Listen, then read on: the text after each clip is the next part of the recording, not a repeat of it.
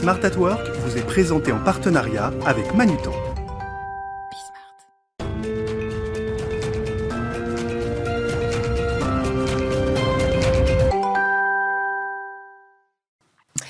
Bonjour à tous, bienvenue dans Smart at Work, votre émission mensuelle autour du concept du bien travailler. Et ce mois-ci, on va s'intéresser de plus près aux accélérateurs de carrière, de la mobilité à l'intrapreneuriat. Quels sont les leviers dont disposent les entreprises? Dans quelle mesure est-ce que cela favorise l'engagement des collaborateurs? Quelles conséquences ensuite sur la performance de l'entreprise? Autant de questions auxquelles on va tenter de répondre avec mes invités dans Smart at Work.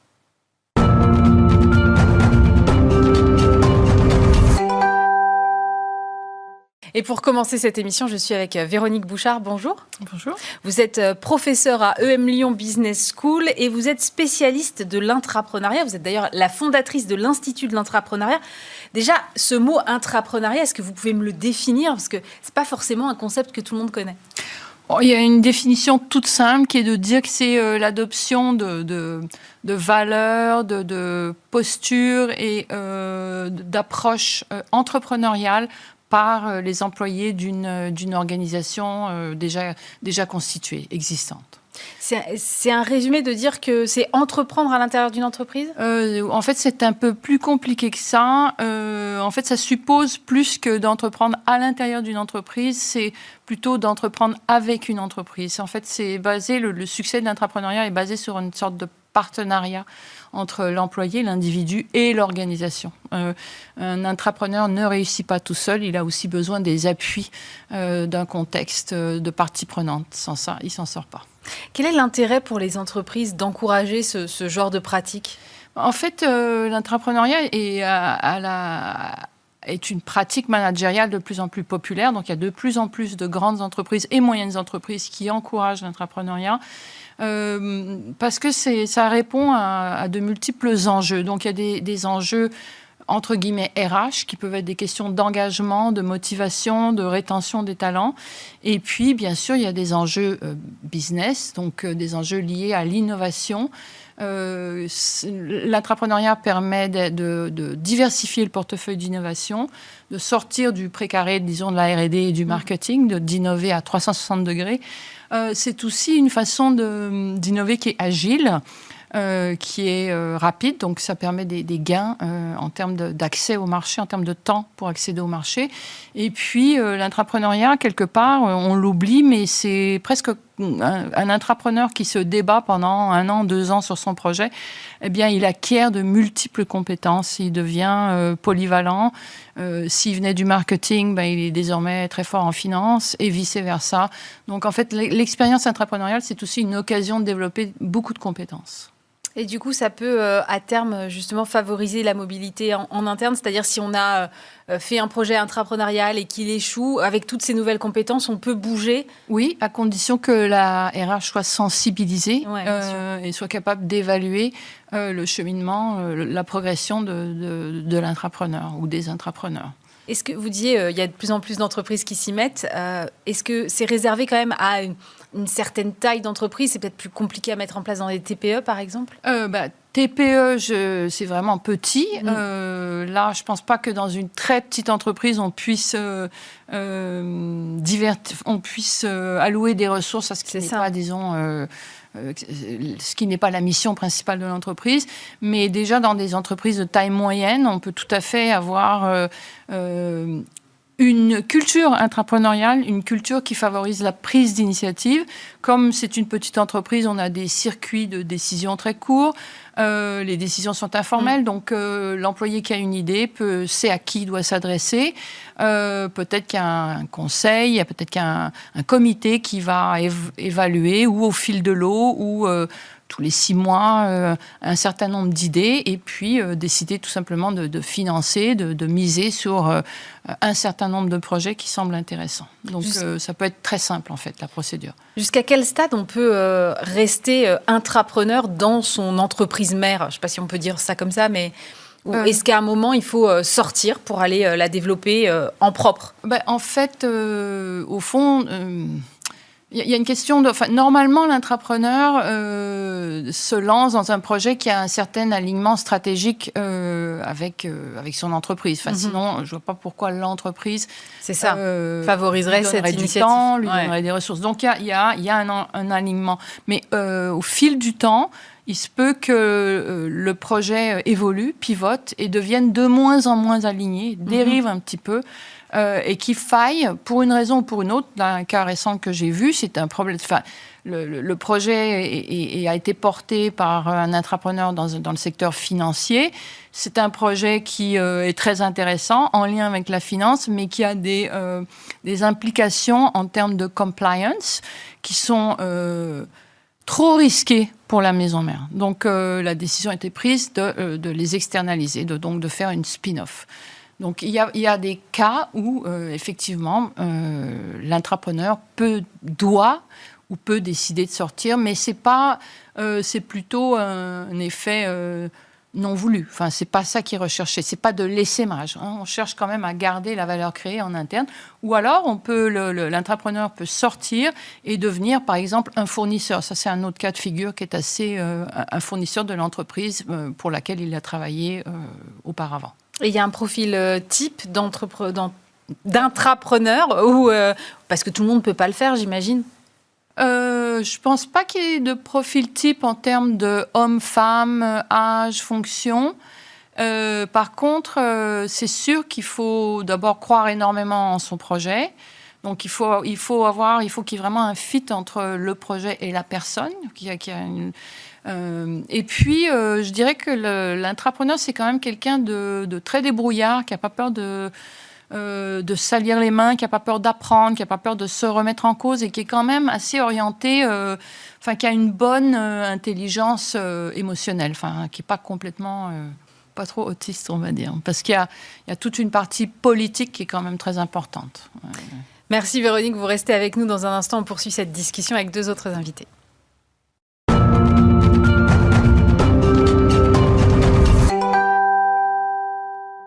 Et de retour sur le plateau de cette émission, on poursuit cette discussion avec Véronique Bouchard, professeure à EM Lyon Business School et fondatrice de l'Institut de l'Intrapreneuriat.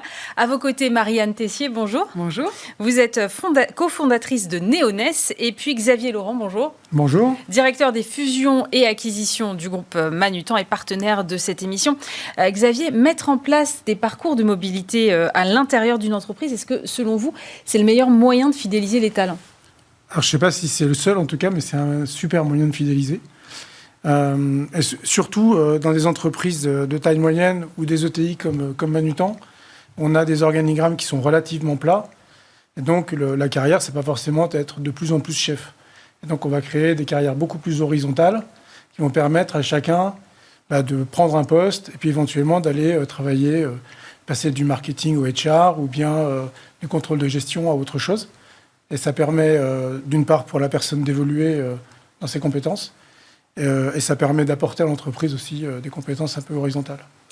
Marianne, comment est-ce que vous appréhendez, vous, ces questions à la fois de la mobilité et de l'intrapreneuriat chez Neoness ? C'est quelque chose que vous cultivez ?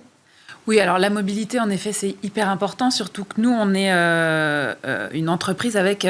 aujourd'hui, alors Neoness, il y a 29 clubs, donc 29 sites plus le siège. Et c'est hyper important aussi de créer de la mobilité entre les clubs et le siège. Donc, on essaye au maximum au siège de recruter au sein de nos clubs, dès que c'est possible. Ça, c'est hyper important pour garder du lien, créer du lien et que surtout les gens au siège comprennent vraiment bien ce qu'on fait, notre activité, quoi. Donc ça, c'est vraiment très, très important. Et l'intrapreneuriat, alors nous, on est une boîte vraiment d'entrepreneurs. On a recruté tout notre comité de direction, sont quasiment tous soit d'anciens entrepreneurs, soit des gens qui voulaient être entrepreneurs et qui, pour des raisons XY, n'ont pas pu tout de suite ou ont avorté un projet, mais ont envie vraiment de mener d'être très indépendant et de mener un projet au sein de la boîte.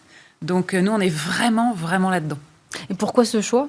Alors, pourquoi ce choix ? Parce qu'en fait, quand on a ça, c'est un long cheminement. Quand on a monté notre comité de direction, au début, on a pris des gens qui étaient vraiment très opérationnels, mais qui n'étaient pas assez dans la stratégie. Après, on a recruté des gens qui étaient beaucoup plus dans la stratégie, mais pas assez hands-on. Et en fait, on a trouvé que le bon compromis, c'était l'entrepreneur qui faisait les deux.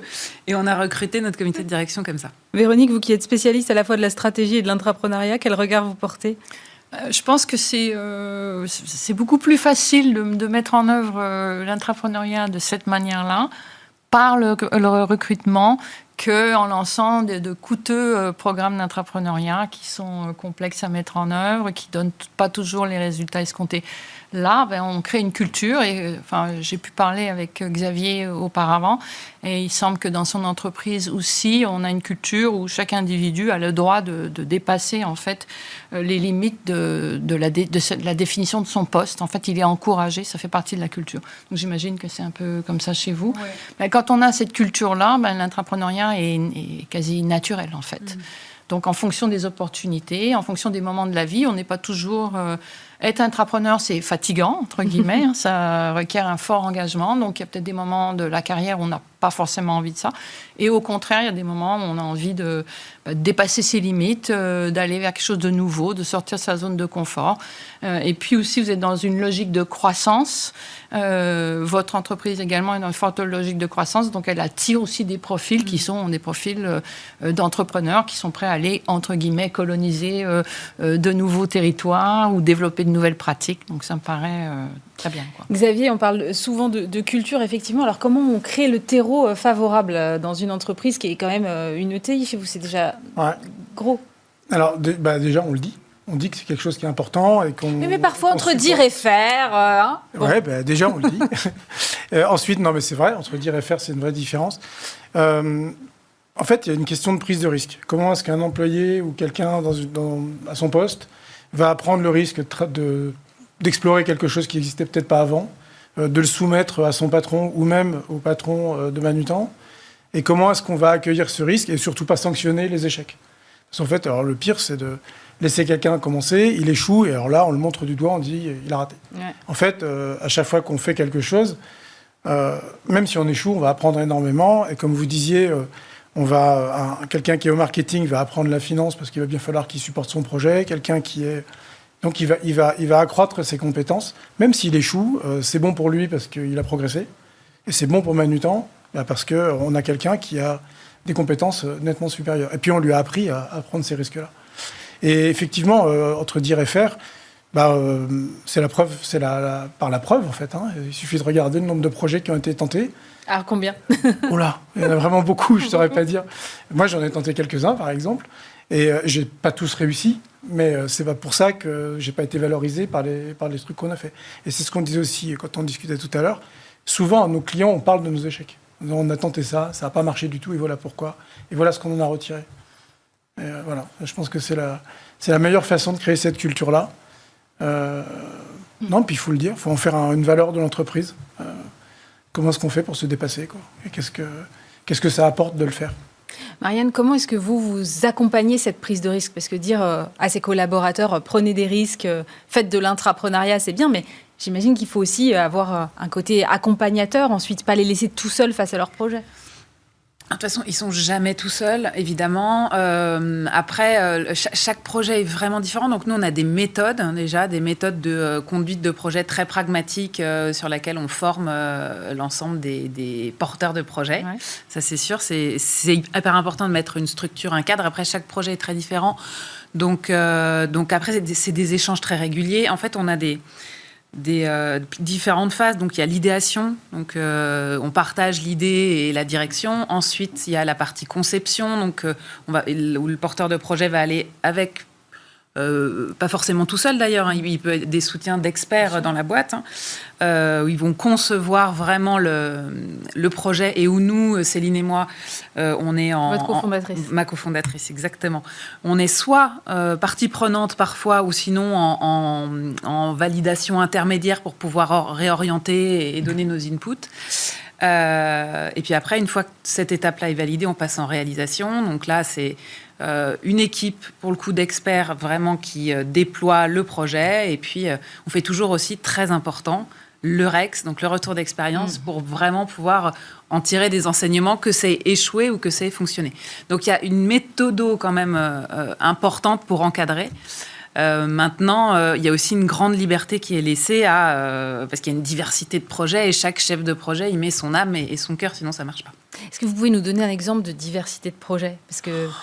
Alors, je sais pas, on a sorti ça, c'était une initiative vraiment de l'application Néonès. Avant, il n'y avait pas d'application Néonès. C'est vraiment un salarié qui a dit, moi, j'y crois énormément et qui l'a vraiment monté from scratch. Enfin, pareil, avec des experts autour, mais qui a chargé du projet, qui l'a monté. Il y a toute la partie data, mais vraiment tout le pôle data et toute la... en plus, c'est un projet qui n'a cessé de grandir, ce qu'il a été hyper important dans la boîte, ce qu'il a servi à beaucoup plus de choses que ce qu'on pensait au départ. Donc voilà, ça c'est encore un projet tech. Après, il y a des projets... alors par exemple, Néonès Live, on a sorti une plateforme de cours en ligne voilà, au moment du Covid.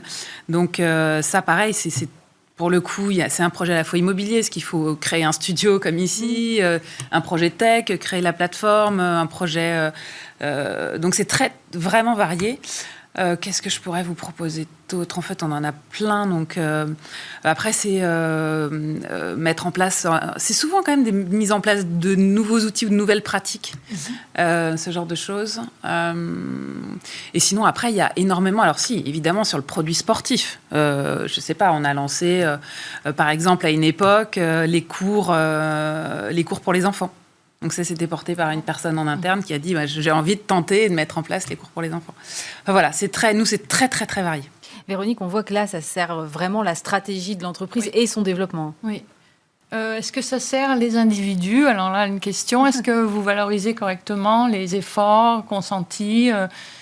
Souvent, les gens travaillent plus que la moyenne. Donc, ils prennent des risques, ils ont des petites frictions à gauche, à droite. Enfin, c'est un peu une odyssée quand même, l'entrepreneuriat. Ouais, et comment vous arrivez à valoriser ça pour Alors déjà, la valorisation première, c'est le résultat et vraiment l'aboutissement de se dire mon projet, je l'ai porté, il est jusqu'au bout et ça marche et il y a soit la fierté. La fierté, ça c'est hyper important. Ça coûte pas trop cher en fait. Après, on partage régulièrement justement que ce soit en communication interne, régulièrement, soit dans des réunions plénières, soit on a ce qu'on appelle chez nous le Verona Buzz, donc on va pouvoir partager. Mais est-ce que des gens ont fait des évolutions de carrière, pas spectaculaires, mais en tout cas significatives, suite à un projet de succès, entre guillemets ? Alors, en fait, j'ai envie de dire pas tant que ça, parce que c'est pareil, on reste une petite boîte. Et en fait, voilà, les personnes qui ont porté des projets sont souvent déjà quasiment... Et chez vous, Xavier, par exemple, vous qui avez une boîte plus grosse ? Nous, oui, il y a eu... Alors, la façon de valoriser ça, effectivement, souvent, c'est de créer de la mobilité. Je trouve qu'il y a un vrai projet, c'est la mobilité. Je vais apporter mes compétences dans un domaine... que je ne connaissais pas avant. Donc nous, on a des succès. On a par exemple un ancien responsable web qui a pris des fonctions de direction et qui est maintenant le patron de 4 pays dans le Nord. Un contrôleur de gestion qui est devenu patron du transport. C'est important chez nous, le transport. Oui. Un autre qui est devenu patron des Customer Success Managers, donc beaucoup plus du côté commercial, notre contrôleur de gestion. Il y a eu plein d'exemples comme ça chez nous. Il y a eu un DRH, un directeur financier qui est devenu DRH. Ah oui. Donc on a ce genre de choses. Et en fait, la question, c'est il y a un poste ouvert et n'importe qui dans l'entreprise peut y répondre. Alors, il faut quand même qu'il réponde à un certain nombre de compétences et puis de niveaux pour pouvoir prendre tel ou tel poste. Mais en fait, c'est très ouvert d'abord là-dessus et on va donner la chance à un peu tout le monde de faire ça.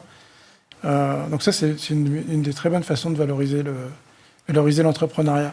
Après, une des questions dont vous parliez, c'est comment est-ce qu'on ouvre ça à tout le monde et que ce ne soit pas réservé à un happy few. Ouais. Que ce ne soit pas seuls les directeurs qui peuvent passer d'une direction X à une direction Y. Ça, c'est un vrai sujet. Et là, on a une université qui permet à chacun d'aller se former sur d'autres compétences pour pouvoir postuler à d'autres postes. Mais là, la question, c'est comment chacun d'entre nous, quel que soit son niveau, prend une partie de sa propre carrière sous sa responsabilité à lui. Et ne subit pas l'entretien annuel tous les ans, et dans lequel il va dire je veux un peu plus d'argent. Il faut qu'il puisse. Par exemple, moi j'avais un de mes anciens CSM, quand j'étais patron de CSM, qui un jour m'a dit je ne sais pas ce que je veux faire, mais je veux le faire dans un autre pays. Et donc c'est resté chez nous. Ouais. Et ben maintenant il est patron du marketing au Portugal. En fait, il a créé l'opportunité. Il a juste dit moi, j'aimerais aller dans un autre pays, j'ai envie d'expérimenter ça. Et le jour où il y a eu un poste au Portugal, on s'est dit tiens, mais pourquoi pas Laurens ? Et on a proposé à Laurens d'aller au Portugal. Maintenant, il est installé, voilà. Et il en bave parce qu'il faut qu'il apprenne le portugais et le marketing. Mais ça se passe très bien malgré tout, quoi. Oui, c'est pas marketing en portugais aussi. Et marketing en portugais. Et c'est pas un handicap de partir avec j'ai pas forcément complètement les compétences et je parle pas la langue. C'est une énorme charge de travail pour lui. Bon, évidemment, on l'a accompagné, on l'a pas laissé dans son jus en disant on veut les mêmes résultats que le précédent. Donc il est super accompagné. Mais effectivement, c'est un investissement personnel pour lui. Je pense qu'il a passé quelques soirées difficiles à chercher un appartement en même temps qu'il se formait, et ainsi de suite. Mais le résultat, c'est qu'il apporte énormément de choses qu'il a acquis au siège et qui peut expliquer ce qui se passe au siège et aussi être l'ambassadeur de ce qui se passe au Portugal au siège, parce qu'il a un réseau très important au siège. Et puis il a appris énormément de choses sur la façon dont on gérait nos clients en France, qui a fait gagner un temps fou au Portugal. Puis voilà, puis après, il a une équipe de marketing qui l'a formé aussi. Qui l'a formé au marketing. Véronique, vous parliez tout à l'heure de fort engagement personnel, et c'est vrai que c'est un fort engagement personnel pour ces intrapreneurs, mais c'est aussi un fort engagement de l'entreprise, parce qu'il faut passer du temps, éplucher et faire le tri dans tous les projets, accompagner ensuite les porteurs de projets. Oui, alors moi je pense qu'il faut peut-être partir du résultat escompté. Il faut être réaliste, il faut se dire, nous, on est une entreprise de taille moyenne. Chaque année, on peut accompagner, je ne sais pas moi, 2 petits projets et un gros projet et construire en fait le processus, construire les appuis, les ressources en fonction du résultat qu'on cherche. Donc, ça ne sert à rien de faire un immense appel à projet avec 500 participants si on sait qu'au final, on va aboutir au fond, on n'a la capacité que de suivre 3 projets. Donc, je pense qu'il faut vraiment partir de la fin de l'entonnoir et remonter tranquillement l'entonnoir et faire au plus simple en fonction des résultats qu'on veut obtenir. Si on est une entreprise de taille moyenne, on sait qu'on veut 3 projets, on peut se passer complètement de l'appel à projet, on peut aller trouver les projets au fil de l'eau, on peut communiquer autour du désir d'appuyer des projets et donc faire que les choses se fassent de manière organique.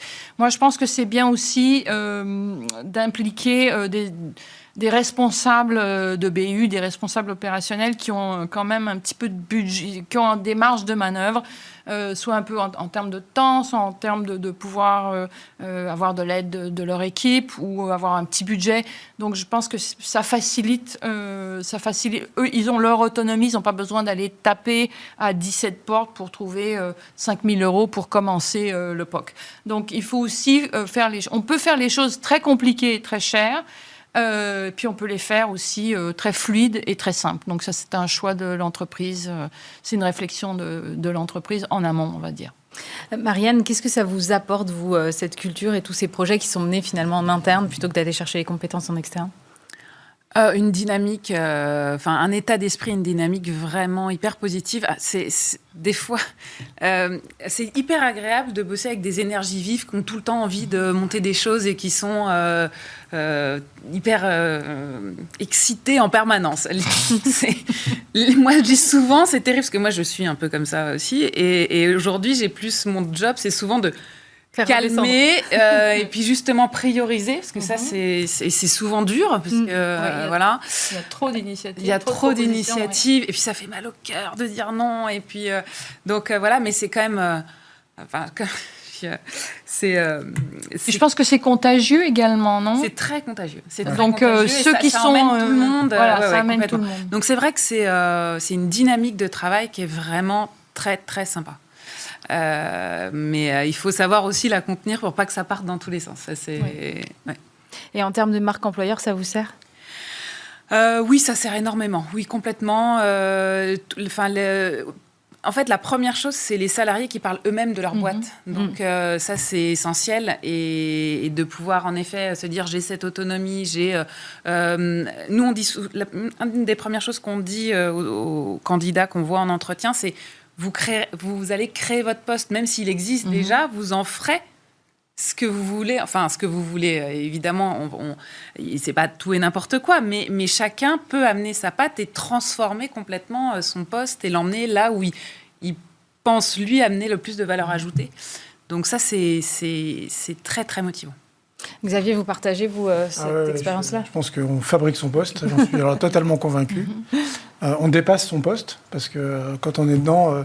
si on est dans cet état d'esprit, et on parlait comment détecter un intrapreneur, c'est celui qui va trouver le moyen de mettre son projet en avant, c'est celui qui va se battre pour que ce soit celui-là qu'on réalise, ou même qui va le démarrer de son côté et montrer des premiers résultats. Et du coup, c'est ça, il faut dépasser son poste, dire qu'est-ce que je pourrais apporter, qu'est-ce que je pourrais faire mieux qui faciliterait de la vie de l'étape d'après ou de l'étape d'avant. Ça, c'est le meilleur moyen de le faire, je pense. Et d'être le plus léger possible. Alors, moi, je trouve qu'il faut encadrer, mais il faut surtout, faut encadrer au sens de supporter plutôt que de contraindre. Je pense qu'il faut essayer d'amener les gens à proposer des choses. Ça peut être des tout petits projets, à ce moment-là, on peut en avoir plusieurs qui sont gérés dans telle ou telle équipe. Ça peut être des très gros projets, effectivement, là, il faut prioriser parce que ça va engager.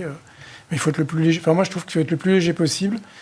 Et en fait, la légèreté, elle est amenée par une culture d'entreprise. Est-ce que c'est naturel de faire ça dans l'entreprise ? Et à ce moment-là, les projets vont émerger et on aura le dynamisme dont vous parliez. Véronique, l'intrapreneuriat sert finalement l'engagement collaborateur, mais ça ne marche à l'inverse qu'avec des collaborateurs qui sont déjà engagés, non ? Oui, mais je pense que un collaborateur dans sa carrière aura des moments où il est parfaitement heureux dans son poste plus ou moins tel que défini. Et puis, d'autres moments où il sera à la recherche d'une opportunité, il sera à la recherche d'élargir ce cadre. Donc, comme la personne dont Xavier parlait, qui au bout d'un a dit « je veux aller à l'étranger », il y a un besoin de renouveau, il y a un besoin de se mettre un petit peu en danger, de se dépasser. Et donc, je pense que... une même personne, à différentes étapes de son parcours, à des moments où elle est un peu plus conservatrice, peut-être qu'elle a des enfants en bas âge à la maison, et des moments où elle a envie de prendre un risque, ou simplement elle est un peu fatiguée de son job, de son poste tel qu'il est défini. Donc je pense que, je pense qu'il y a finalement pratiquement... pour moi, une majorité des employés peuvent devenir des intrapreneurs. Il y a quelques cas... on constate qu'il y a quelques cas où c'est vraiment très, très difficile, mais ça tient vraiment à des traits particuliers qui rendent la prise de risque difficile, qui rendent... je pense qu'il faut une certaine flexibilité. Pour être un intrapreneur, il faut quand même avoir une ouverture, il faut quand même essayer des choses, il ne faut pas avoir peur de se tromper. Donc, certaines personnes qui sont vraiment très, très rigides vont avoir de grosses difficultés. Mais je dirais que à part ce trait rédhibitoire, à différents moments de sa vie, à 30 ans, à 40 ans, à 50 ans, on peut être un intrapreneur, on peut être en bas de l'échelle, en haut de l'échelle. Je pense qu'il n'y a pas vraiment de limite de ce point de vue-là. Il suffit de trouver la bonne opportunité, la chose qui nous fait rêver, qui nous motive, qui a du sens pour nous. Et là, on a envie de s'y dédier à fond. Puis, il faut aussi sentir un climat de confiance autour de soi. Oui. Et je pense que dans votre cas, le fait que vous êtes des moyennes entreprises avec des cultures d'entreprise fortes aide énormément. En fait, l'intrapreneur n'est pas seul. Il peut s'adresser, il peut être aidé par plein de gens en interne. Il peut aller voir le boss, le big boss. Il n'y a aucun problème. Il y a cette transparence, il y a cette facilité d'accès. Et cette visibilité, en fait, qui facilite les choses dans une entreprise très hiérarchique, c'est beaucoup plus difficile. Merci beaucoup, Véronique Bouchard, professeure à EM Lyon Business School et fondatrice donc, de l'Institut de l'Intrapreneuriat. Marianne Tessier, cofondatrice de Neoness, et Xavier Laurent, directeur fusion et acquisition du groupe Manutan. On se retrouve bien sûr le mois prochain pour un nouveau numéro de Smart at Work sur Bismart. Smart at Work vous a été présenté en partenariat avec Manutan.